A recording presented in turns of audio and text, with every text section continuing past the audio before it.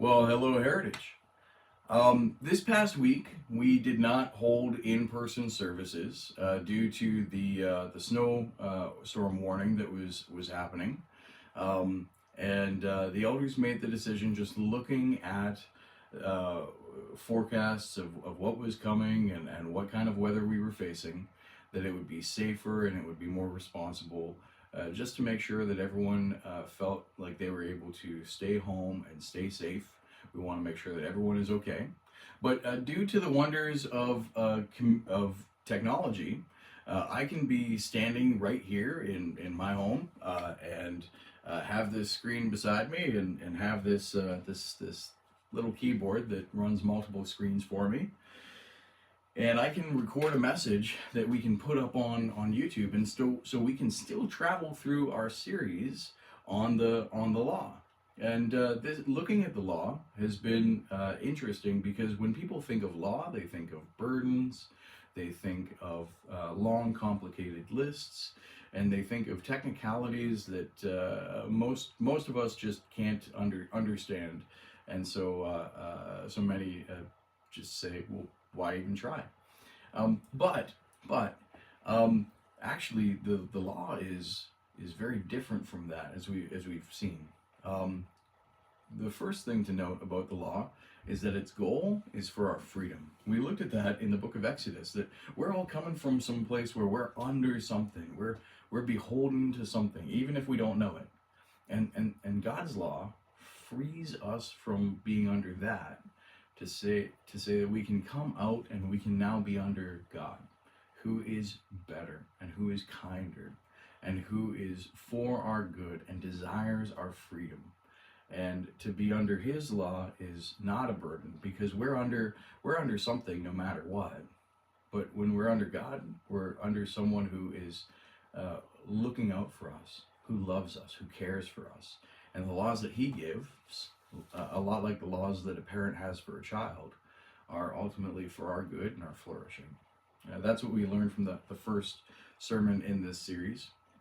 And then Jeremy came in, and he did an excellent job just taking us through the shape of the law, and the shape of the law is about love, love for God and love for one another, and he just walked us through the Ten Commandments and how they apply to our lives today, and how this is really just God's invitation into relationship with Him, and loving relationship with others as well.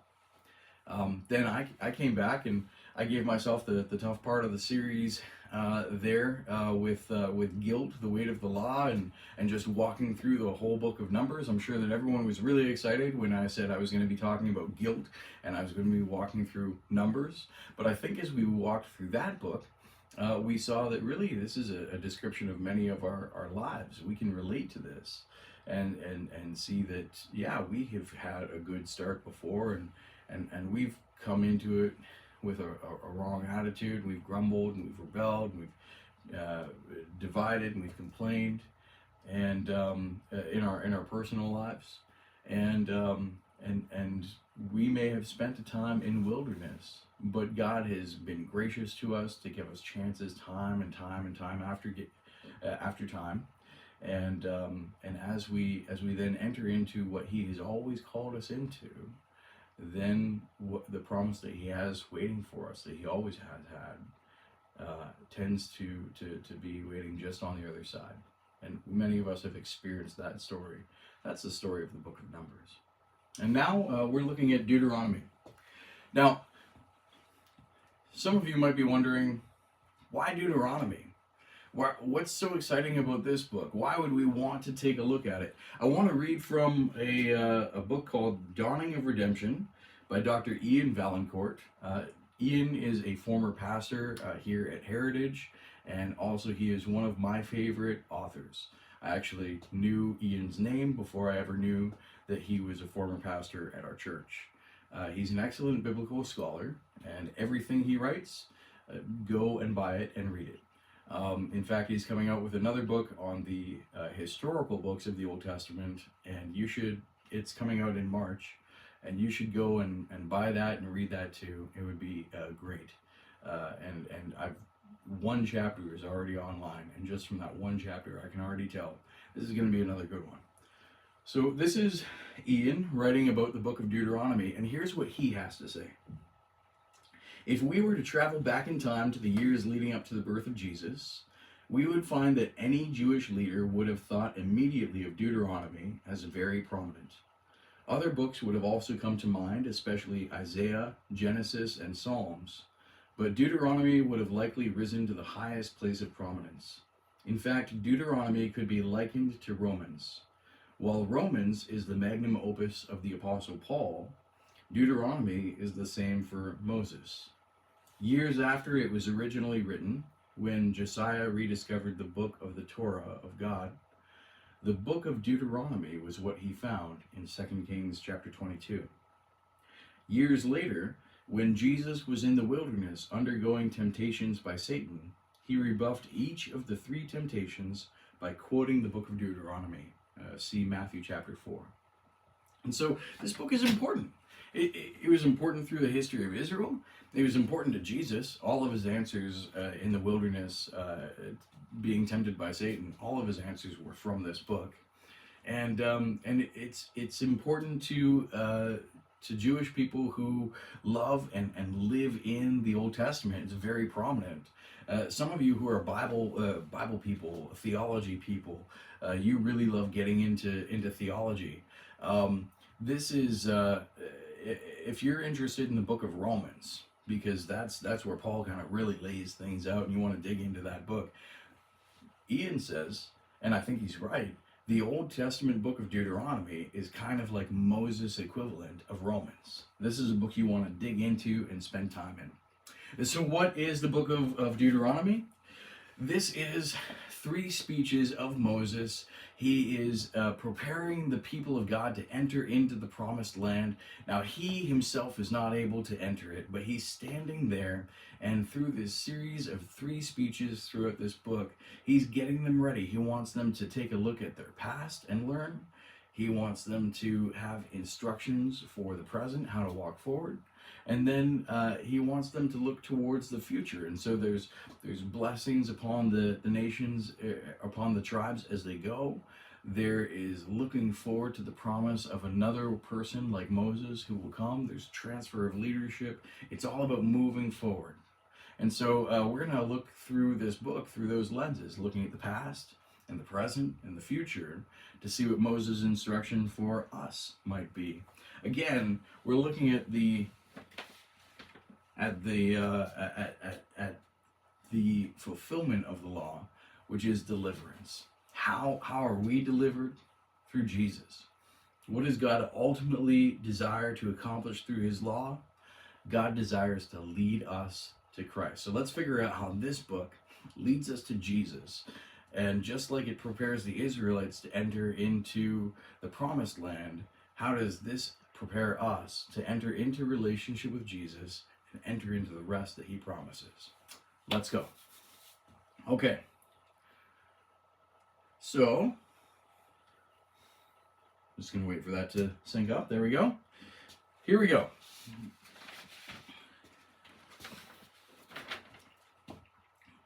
What does God desire to accomplish through his law? God desires to lead us to Christ. Our promised rest is fully found in Jesus Christ, our great high priest, who sympathizes with our weaknesses and yet did not sin. Every law, every sacrifice, and every promise found in the law of Moses finds their fulfillment in him. While the Israelites' obedience to the law enabled them to enter into the land of promise, Christ's obedience to the law in our place enables us to enter into his greater promised rest. And the scripture references for that are Deuteronomy 27. So we're going to go there, and then we're going to go to Hebrews chapter 4. So first up, Deuteronomy 27, starting at verse 1.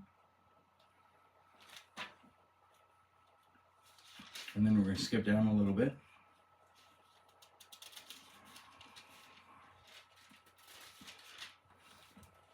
Okay. Now Moses and the elders of Israel commanded the people, saying, "Keep the whole commandment that I command you today, And the day you cross over the Jordan to the land that the Lord your God is giving you, you shall set up large stones and plaster them with plaster. And you shall write on them all the words of this law when you cross over to enter the land that the Lord your God is giving you, a land flowing with milk and honey, as the Lord, the God of your fathers, has promised you. Let's skip down to verse 7. And you shall sacrifice peace offerings, and shall eat there, and you shall rejoice before the Lord your God. That sounds peaceful and wonderful. We're going to skip over to Hebrews chapter 4, starting at verse 1. It says, Therefore, while the promise of entering his rest still stands, let us fear lest any of you should seem to have failed to reach it. Let's skip down to verse 8. For if Joshua had given them rest, God would not have spoken of another day later on. So then there remains a Sabbath rest for the people of God. For whoever has entered into God's rest has also rested from his works as God did from his. Let us therefore strive to enter that rest, so that no one may fall by the same sort of disobedience. Now skip down to verse 14. Since then we have a great high priest who has passed through the heavens, Jesus, the Son of God, let us hold fast our confession. For we do not have a high priest who is unable to sympathize with our weaknesses, but one who in every respect has been tempted as we are, yet without sin.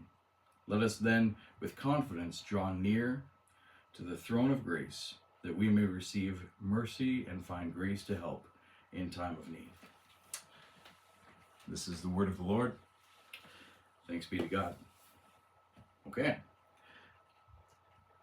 So, the first thing that Moses gets into in the book of Deuteronomy, in the first speech that he gives, is a speech about the past, about where Israel has come from. And we see this in Deuteronomy chapter 1, starting in verse 1, all the way down to chapter 4, verse 43. That's the end of the first speech.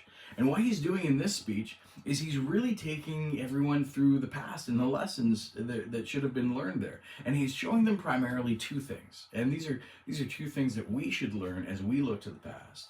Now, just want to say, there is nothing wrong with looking towards the past. I know some people often say, oh, I don't want to think about the past. I want to move towards the future. I just want to think about what's ahead. Well, the Old Testament teaches us different. The Old Testament teaches us that history is very important, and that often the key to moving forward, it comes from looking towards the past.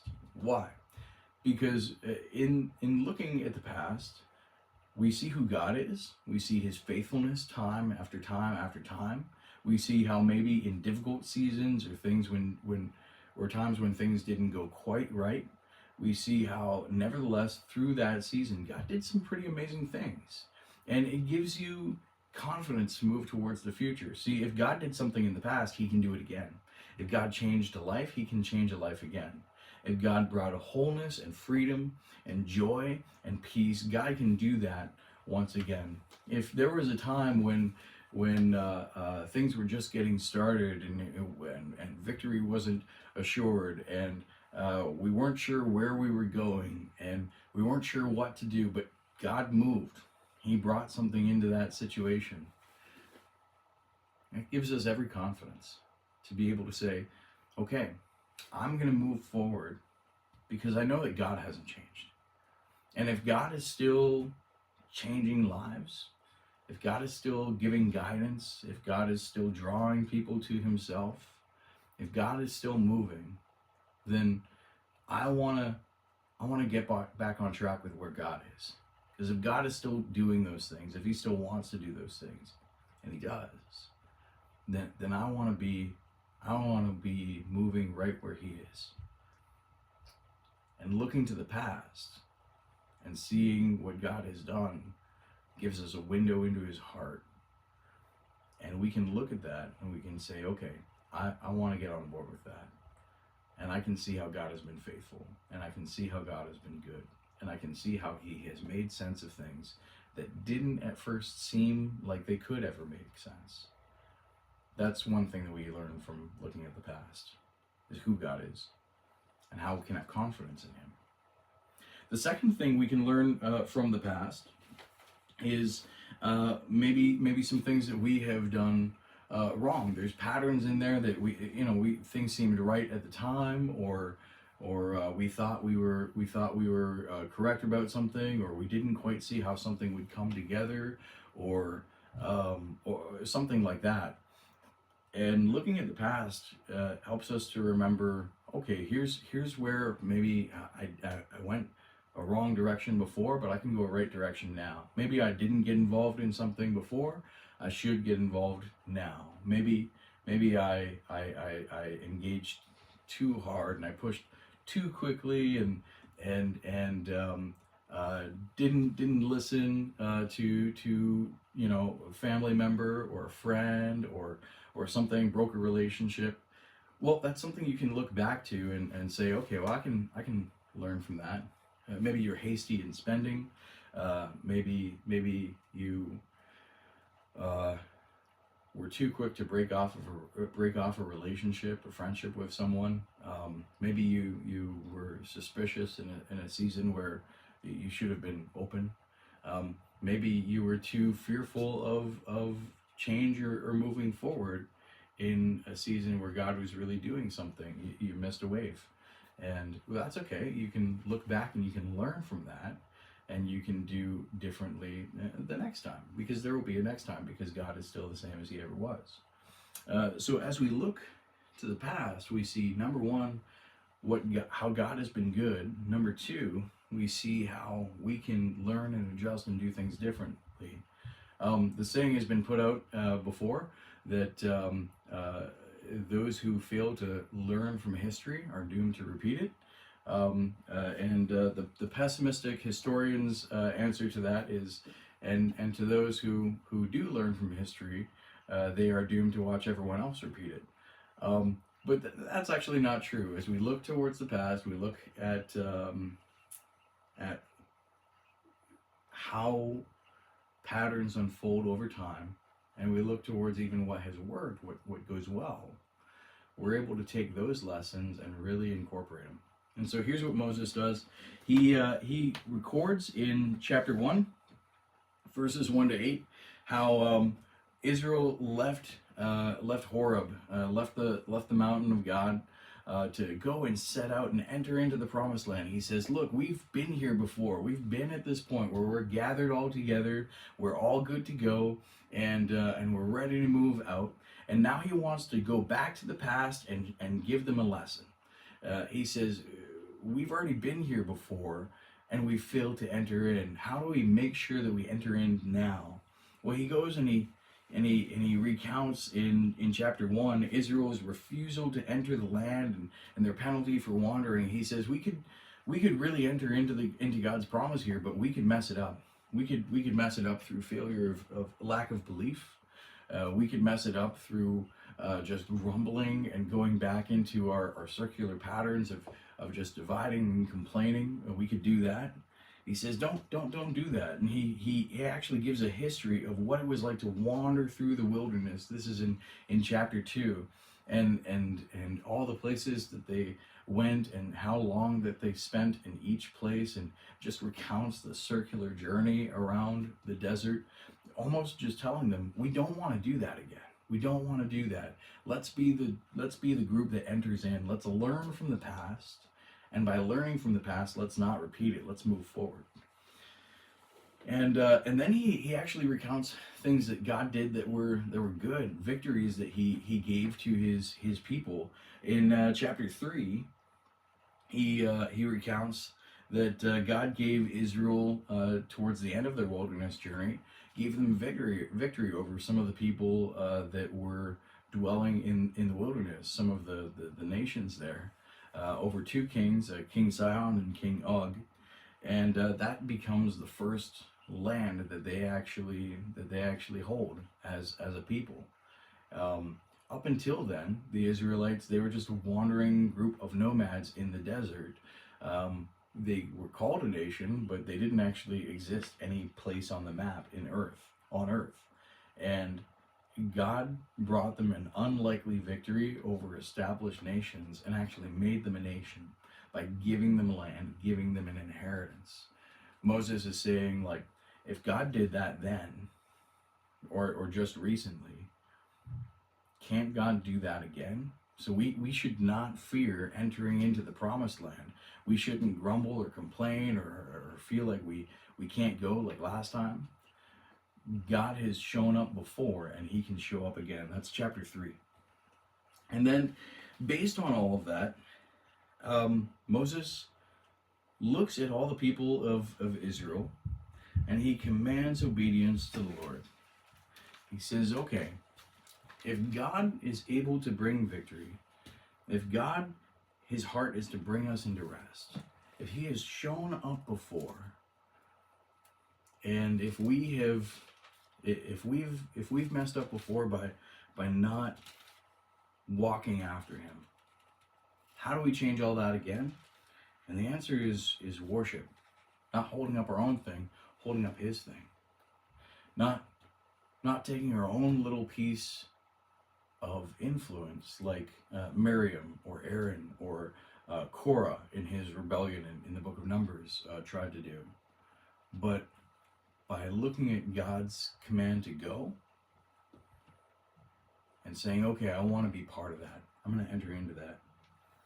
In Deuteronomy chapter 4, starting verse 32, Moses actually talks to the people and he says, ask now of the days that are past, which were before you, since the day that God created man on the earth, and ask from one end of heaven to the other, whether such a great thing as this has ever happened or was ever heard of. Did any people ever hear the voice of a God speaking out of the midst of the fire, as you have heard and still live? Or has any God ever been tempted to go and take a nation for himself from the midst of another nation, by trials, by signs, by wonders, and by a mighty hand and an outstretched arm, and great deeds, all of which the Lord your God did for you in Egypt before your eyes? To you it was shown, that you may know that the Lord is God. There is no other besides him. I just think that's beautiful. When you look at the past, one thing it draws you towards is worship. The goodness of God displayed for us to see. Let's learn from where we haven't entered into that and walk forward. God is right there waiting for us. And the second thing that Moses walks through is in his second speech, he walks through the present. He gives instructions for here and now. And as we go through the middle part of the book of Deuteronomy, the second speech, this is where Moses really gives all of the main laws, all of the instructions on how to do things. And this can be hard reading for some of us. But again, what are we looking at today? We're looking at the deliverance. This is the fulfillment of the law. God means to take us into freedom. And he means to do this through Jesus. And so what does this do for us? What instruction does it give? Well, number one, God cares about our here and now.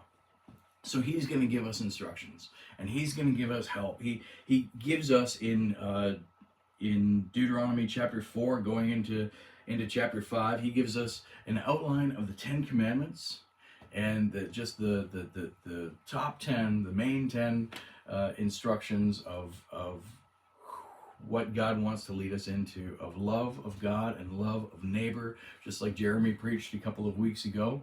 And then the rest of the law, the rest of the instructions down through the end of chapter 26, these are really just expanding on the main 10 commandments. Each of them can be sort of grouped under one of the other 10. And so here's the instruction from chapter 4 to the end of chapter 11. Moses gives an outline of the 10 commandments, and then he gives them an instruction of the love on the love of God, and says, love the Lord your God with all your heart and mind and soul and strength. This comes from something called the Shema, which is in Deuteronomy chapter 6. It's also repeated by Jesus as the greatest commandment of the law. The second is like it: love your neighbor as yourself.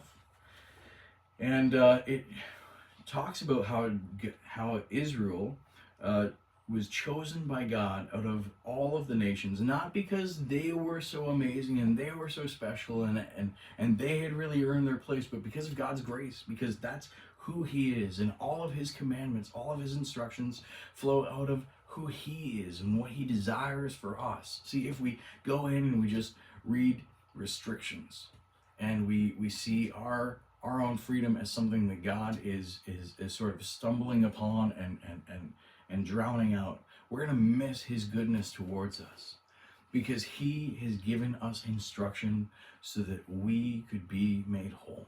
That is his first offer of relationship. It is his first expression of grace. That is what God does for us, with us. This is his giving of the law so that we could know him, so that we could have relationship, so that we could have restored relationship with others, so that we could even know ourselves better. And Moses charges the people to remember the Lord and his commands in chapter 8, and then also to remember their own guilt, what it was like to walk away from God, what it was like to do their own thing, remembering that didn't lead to freedom and that didn't lead to joy. Shows the goodness of God and saying these instructions are for you. That's Deuteronomy chapter 4 to chapter 11. And then the rest of the instructions in chapters 12 to 26, these are all specific things. Laws about chosen places of worship and idolatry and ceremonial purity and tithes, Sabbath, feasts. There's instructions on how to have a party in chapter 16.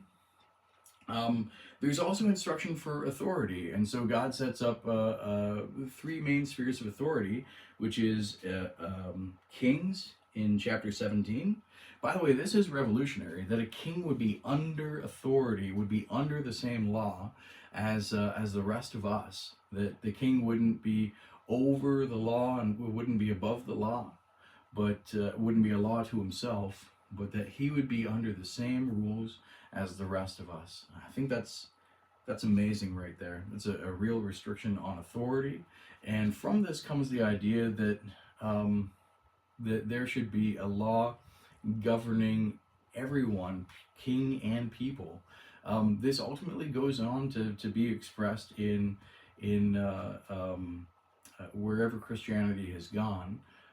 Democracy has followed, because it has this basic worldview that says a king or a ruler or an elite person is not different than any other normal person, is not different than someone who is in poverty, is not different than someone who is less connected.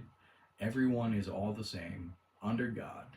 And so if even the king can be under laws, then there must be something governing what he does. And if there's something governing what he does, there should be something that sort of restricts him in some way. And out of the different just assumptions that come from a Christian worldview, we end up having ultimately the expression of democracy, the limitation of kingship in government. So that's chapter 17. Then we have laws concerning priests and Levites, how they should do their work. So laws for kings and priests, and then finally laws for prophets. How to know a legitimate prophet from a false one. How to know when they are speaking from God and when they're not. How to know when they really do have the gift and when they're just sort of saying things out loud and are right some of the time and are wrong some of the time. This gives a very high standard for what a prophet should be in Deuteronomy chapter 18. And for some of you who are maybe coming out of charismatic backgrounds, or maybe you're still a part of that, if someone comes claiming to be a prophet, one of the only standards for what a prophet does and how a prophet looks and how to test a prophet is in Deuteronomy chapter 18. Also Deuteronomy chapter 13 as well. And so ultimately Jesus comes, and when Jesus comes, he fulfills all three of these roles. He is our king. We're going to learn that more specifically going into next week. He is our priest. He's the one who mediates between us and God, brings the sacrifice of himself to make us clean. He is the one who fulfills all the priestly duties in the Old Testament. And he is the one who brings us before God, restores relationship, cleans us up, and we are able to enter into God's presence because of him.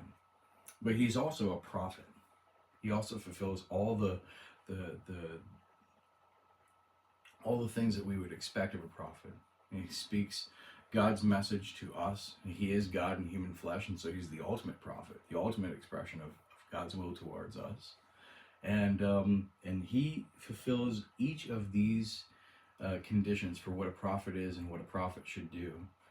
So Jesus is our prophet, our priest, and our king. All of these instructions, they are ultimately fulfilled in him. Then it goes on and includes some interesting things that maybe some of you wouldn't have encountered before. Way before there was ever a Geneva Code of conventions on warfare, which is modern in history, Israel had one in Deuteronomy chapter 20 verses 1 to 20. There's instructions about how to treat captives and how to take a city and how not to just get rid of all of the forestry around an area. There's even a kind of a peacenik verse that says, when you go out to besiege a city, don't cut down all the trees. Are the trees human that they should be besieged by you? Like, what did the tree ever do to you? The tree didn't do anything to you. Leave it alone. And I just think that's kind of funny. And God cares for his creation and gives that as value. And if you read through this law, you will actually care for creation. You'll care for the widow and the orphan. You will care for the foreigner. You'll care for even the person who represents a warring, competing nation to your own. You'll recognize their own humanity and their rights, their ability to have dignity and value and worth, even when they're a conquered people. That's unlike anything we see in the ancient world. And then we see in Deuteronomy chapter 21, verses 22 to 23, it's one of these random lines in a random verse. It says, "A man hanged on a tree is cursed." Why is that important? It's because Jesus, in being crucified, is hung up on wood, on a wooden cross. That becomes part of this verse, that he was hung on a tree, hung on wood, and he became a curse. He had the curse placed on him that would have been due to the rest of us, would have been due to someone who is publicly executed and held up for mockery and shame and scorn, held up as an example of what to avoid. Jesus was hung on a tree. He was crucified. He was put under a curse. Why? So that we could be blessed and we could go free. Remember that. And so as we, I'm just going to wrap up this section really quickly. As we look at the present, the law of God, Moses' second speech, here's a couple of ways that this points forward to Jesus. Ultimately, as we look at these laws, we realize that these are all good. There's nothing wrong with the law of God. They express his own intention and goodness and character. Not all of them are required in the same way for Christians here today, but not a single one of them is bad. And but we realize that we are unable on our own to keep all this law. We realize that if the condition for blessing, the condition for relationship with God is that we would do everything perfectly, we can't. And so we need to look towards someone who is able to follow all of this law, to fulfill all of it, so that we could be delivered.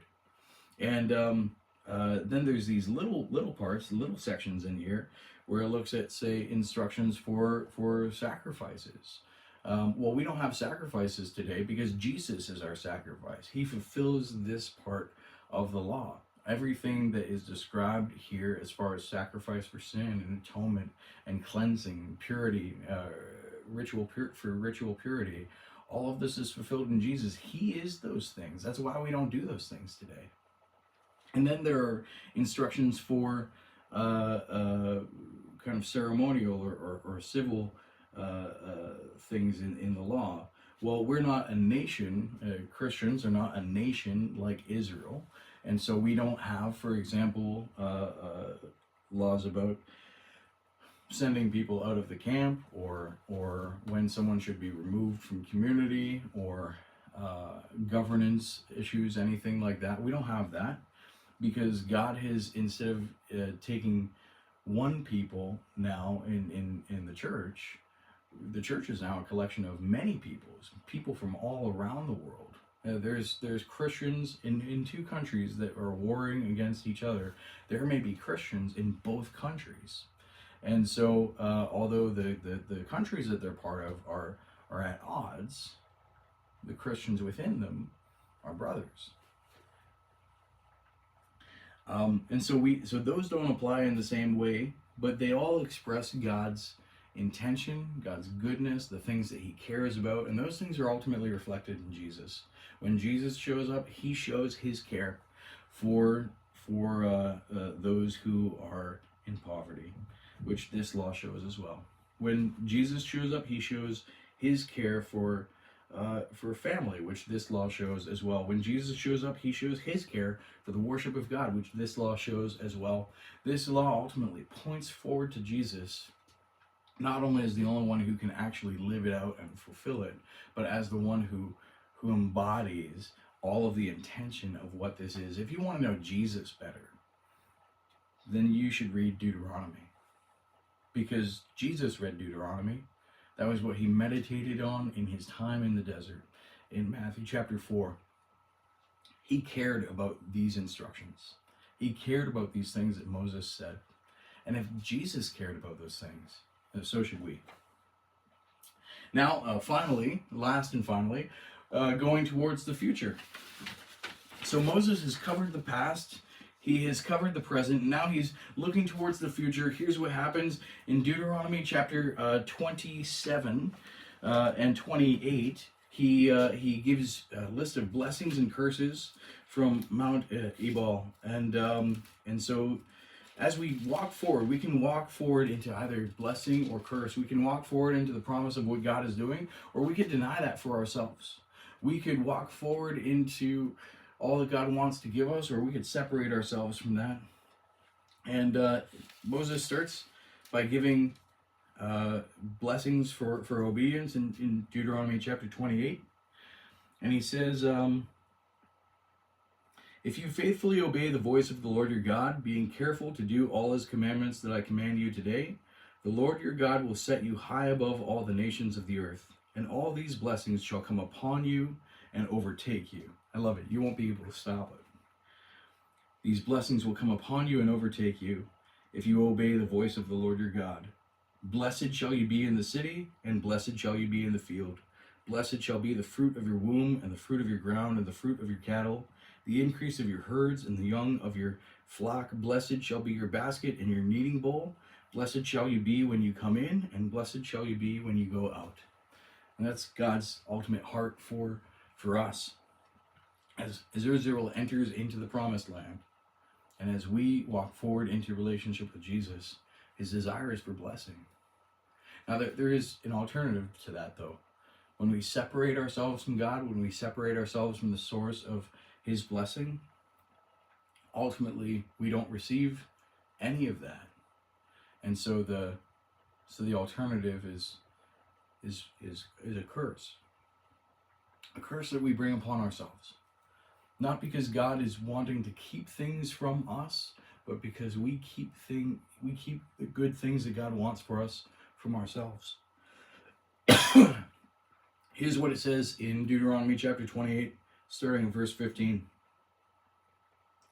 If you will not obey the voice of the Lord your God, or be careful to do all of his commandments and his statutes that I command you today, then all these curses shall come upon you and overtake you. Cursed shall you be in the city, and cursed shall you be in the field. Cursed shall be your basket and your kneading bowl. Cursed shall be the fruit of your womb and the fruit of your ground, and the increase of your herds and the young of your flock. Cursed shall you be when you come in, and cursed shall you be when you go out. This is not what we want. This is not what we want to enter into. This is not what we want to experience. Moses ultimately lays in chapter 30, he says, I'm laying before you two ways. Two ways. You can go one of the other. You're free. What do you want? He says, I'm laying before you a way of life and of death. And he implores the people, choose the way of life. Choose the way that God is laying before you to say, I want to walk in that. I'm tired of going after every other thing. I'm tired of doing what I think is a good idea and then finding out it's not. I'm tired of doing what's comfortable for me now and finding out that it makes life uncomfortable later. I'm tired of seeking my own rightness and my own pride and my own dignity now, only to find out that it leaves me with nothing eventually and later on. I'm tired of getting my own way and finding out that once I've gone and gotten my own way, no one else is there with me. And it turns out that I didn't even want that anyway. It's just what I thought I wanted at the time. There's all these things that as we look to the past and say, okay, I don't want to do that again, but I do want to experience who God is. I do want him to show up again as he has shown up before. As we walk through the present and say, okay, these things that God has set before me, I want to handle them well. As we enter into the future and say, this is what God has prepared for me, blessing and entering into rest, I want to experience that. We can enter into that and know that just as God had a future of rest and goodness prepared for the Israelites, he has one for us as well. That's actually what the passage from Hebrews that I read earlier says. There was a rest that was for the Israelites, but there remains a promised rest for us. That rest is found through Jesus. Jesus is the ultimate expression and fulfillment of the law. And this points to him in other ways too. I just want to, as we close, list out a couple of these. One, Jesus is the new Moses. In Deuteronomy chapter 18, Moses talks about how God will raise up a prophet like him from Israel. And the ending of the book, Deuteronomy 34, says that a prophet like Moses has still not arisen as of the writing of that book. Jesus, ultimately, is the only one who is a prophet like Moses and greater than Moses. In fact, the entire beginning of the book of Matthew shows Jesus very much like Moses, and I think this is intentional. He is born and escapes from a king who wants him dead, who goes and kills children of Israel. He is brought down into Egypt where he is kept safe, and then passes through the waters by going through baptism, ascends up on a mountain, very much like Moses, and in the Sermon on the Mount, Matthew 5-7, he spends most of his time giving new teaching about the Ten Commandments. And so Jesus is a new Moses. He is a prophet like Moses. That's how Matthew portrays him in these ways that are very similar. And not only does he give blessings like Moses does, blessed are the meek, blessed are the humble, blessed are those who hunger and thirst for righteousness. But in Luke, which gives the same sermon, he also pronounces woes as well. What does that tell us? Jesus is the new Moses. He's the one who sends up the mountain. He's the one who explains God's instruction for us today. He is the one who applies it to the heart, and he is the one who ultimately fulfills it in himself. Jesus is the new Joshua. Joshua was the successor of Moses. He's the one who is named in these final chapters of the book of Deuteronomy as the one who would take God's people and enter them and bring them into the promised land. Fun fact, Joshua's name was not originally Joshua, it was Hoshea. And it was changed to Joshua, and I think it was prophetic because the name Joshua is the same as the name Jesus. It's a different form of the same name, the same as Sean and John are two different forms of the same name. So Joshua is the one who, his name is changed to Joshua, and he brings God's people into rest. Well, then another Joshua, Jesus, Yeshua or Yahashua, brings God's people into a much greater rest. Jesus is the new Joshua. How else does this point towards Jesus? Jesus is the one who finishes the story. At the end of Deuteronomy, Moses dies. He is buried, and he doesn't enter into the promised land. He doesn't get to enter into the promised land with the rest of God's people. But in Mark chapter 8, Jesus ascends up to a mountain in the land of Israel, and two people appear. He is transfigured. He is transformed. His clothes become gleaming white. The three of his disciples are up on the mountain with him, and two people appear to him. One is the prophet Elijah, and the other is Moses. And Moses, in standing on that mountain with Jesus, talking with him, as he looks around from that mountain, what's he looking at? He's looking at the promised land. Jesus has finally brought Moses, his friend, into the promised land. See, Jesus finishes the story. He completes things. He takes what seems incomplete or unfinished, and he brings it to a conclusion. He did that for Moses. He can do that for me and you. Many things in this life can have a sense of incompleteness about them, a sense of being unfinished. Jesus is the one who completes the story. Everything finds its finishing point in him. And so if you feel like your life is on a bit of a cliffhanger, or like things seem incomplete, or there's a lot of loose threads, and you're wondering where they all lead, I think they all lead to Jesus. I think he is the one who finishes Moses' story. I think he's the one who finishes all of our stories. And so as we look to the past and the present and the future, we're ultimately looking to where our deliverance comes from. And our deliverance comes from Jesus. So I'm going to leave you with that, and I will see you this Sunday.